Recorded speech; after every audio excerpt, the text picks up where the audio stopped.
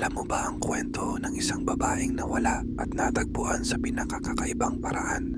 Si Elisa Lam, isang 21 taong gulang na estudyante, ay nag-check-in sa Cecil Hotel sa Los Angeles noong 2013. Dapat sana isa lang itong simpleng trip pero makalipas ang ilang araw, bigla na lang siyang nawala.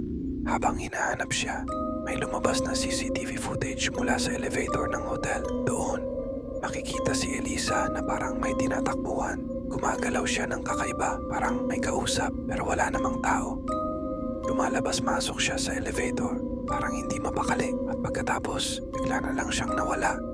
Makalipas ang 2 linggo, may mga bisita ng hotel na nagreklamo. May kakaibang lasa at kulay ang tubig sa kanilang gripo. Nang tingnan ng mga maintenance workers ang water tank sa rooftop, doon nila natagpuan si Elisa. Wala nang buhay. Maraming teorya ang lumabas.